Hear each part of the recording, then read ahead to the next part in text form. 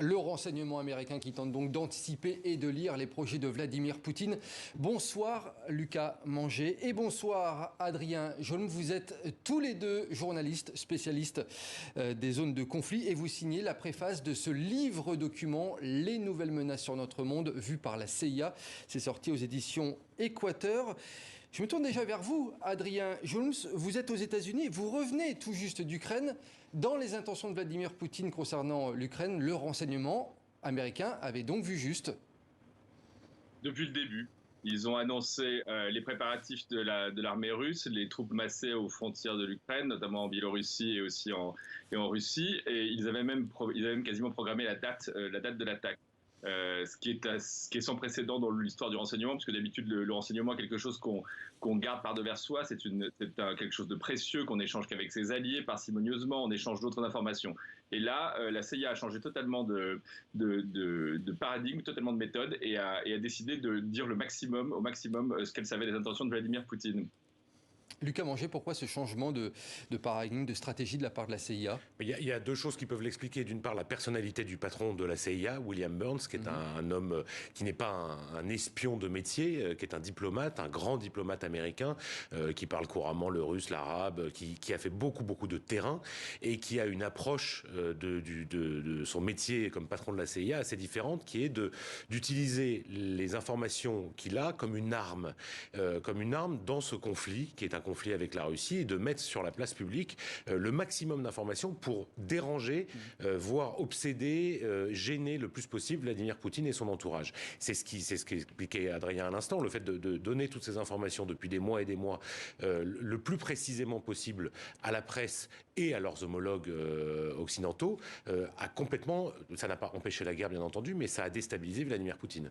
Adrien Jolm, depuis les États-Unis, est-ce que vous avez l'impression que ça permet aussi à la CIA de redorer en quelque sorte son blason? Il faut savoir que le renseignement américain a connu plusieurs échecs ces dernières années.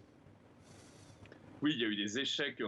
La CIA n'a pas été en mesure de prévoir le 11 septembre. La CIA était aussi, on se rappelle comment elle avait été utilisée pour justifier l'invasion de l'Irak en 2003 en présentant des armes de destruction massive qui n'existaient pas. Mais surtout, au cours des dernières années, la lutte contre le terrorisme a entraîné la CIA dans des domaines qui étaient un petit peu éloignés de sa mission première de renseignement. Donc là, je crois qu'elle revient plutôt aux fondamentaux. Il faut se rappeler qu'elle a été créée en 1947, au début de la guerre froide, pour contrer les menées de l'Union soviétique, qui étaient déjà essentiellement largement identiques à celles de la Russie actuelle. Donc en fait, c'est plutôt un retour aux sources, un retour à une mission première qui est de fournir du renseignement, c'est d'ailleurs écrit dans ses statuts, c'est-à-dire de fournir du renseignement au pouvoir politique américain afin de prendre des décisions pour protéger les intérêts des États-Unis à travers le monde.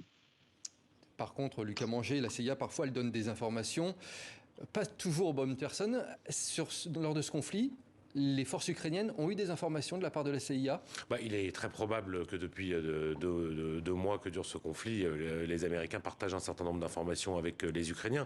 Il n'y a pas seulement les Américains qui le font, un certain nombre de services occidentaux aident les Ukrainiens, c'est de notoriété publique. Ils donnent des informations pour aider. C'est toute cette question très complexe de la belligérance ou de la non-belligérance. Mais les États-Unis, la France par exemple, et pour ne parler que d'eux, n'envoient pas de soldats sur le territoire ukrainien. En revanche, aide au maximum. On sait qu'il y a un certain nombre d'opérations militaires menées par les Ukrainiens, Adrien le sait mieux que moi puisqu'il était sur place, mais qui ont bénéficié de l'aide des services américains notamment. Et ça a fuité dans la presse.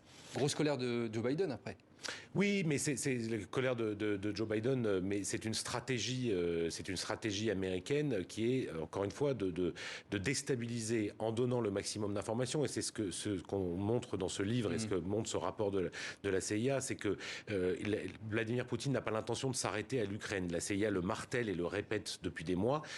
On le lit dans ce rapport à quel point, et Avril Haines, comme vous le montriez il y a quelques minutes, l'a bien expliqué hier, il veut continuer. Les Américains et la CIA estiment que face au danger d'un Vladimir Poutine qui veut revenir à des frontières quasiment de l'URSS, il vaut mieux savoir ce qui est en train de se passer. Adrien Jolm, est-ce que la CIA a donné des cibles précises, selon vous, à atteindre sur le terrain? Alors c'est la grande question, c'est ce qui a suscité la colère du président américain, puisqu'il y avait eu des déclarations non sourcées qui étaient reprises par les médias américains sur lesquelles les États-Unis auraient ciblé des généraux russes.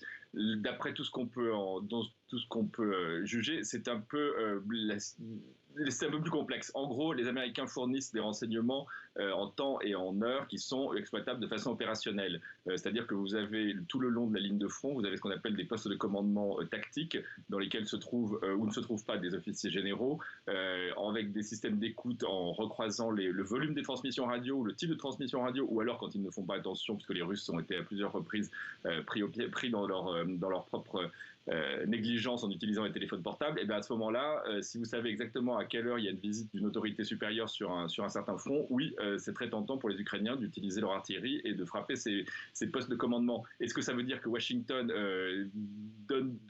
prend pour cible les généraux russes? Non. En revanche, oui, ils fournissent des renseignements opérationnels exploitables par l'Ukraine, et effectivement, si les Russes font preuve de négligence comme ils le font depuis le début de ce conflit, en n'éloignant pas leurs antennes radio de leur poste de commandement, en étant pas assez prudents dans la discrétion dans leur communication, eh bien oui, ce sont les risques du métier, et manifestement, il y a beaucoup de généraux russes qui l'ont payé très cher.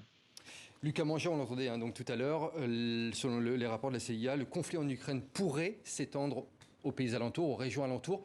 Qu'est-ce qui pourrait arriver dans les semaines, dans les mois à venir? Alors, je suis absolument pas qualifié pour faire de la prévision, mais effectivement, ce que la CIA redoute et explique, c'est en fait tout simplement, il faut écouter les discours de Vladimir Poutine. Quand Vladimir Poutine fait ce grand discours à deux jours avant l'invasion de l'Ukraine, il explique extrêmement bien et très clairement à quel point il est pour lui important de récupérer un certain nombre de territoires partout où des communautés russophones sont menacées. Donc on peut prendre, il y a plein d'exemples dans ce livre, mais notamment par exemple la Lettonie. En Lettonie, 26% de russophones en Lettonie, dans des frontières et un État que Vladimir Poutine a toujours considéré comme pas reconnu et faisant partie de l'orbite historique de la Russie. Donc, par exemple, les pays baltes se sentent et le sont réellement menacés. Certains pays scandinaves, la Finlande en ce moment se sent menacée, et évidemment, et vous l'aviez dit tout à l'heure, dans une partie de la Moldavie, la Transnistrie, qui essaye de faire, enfin une partie essaie de faire sécession et de rejoindre le camp russe, largement aidé par l'armée russe. Et on voit tout ça dans ce livre passionnant, Les nouvelles menaces sur notre monde vues par la CIA. Merci Lucas Mangé, et merci Adrien Jones.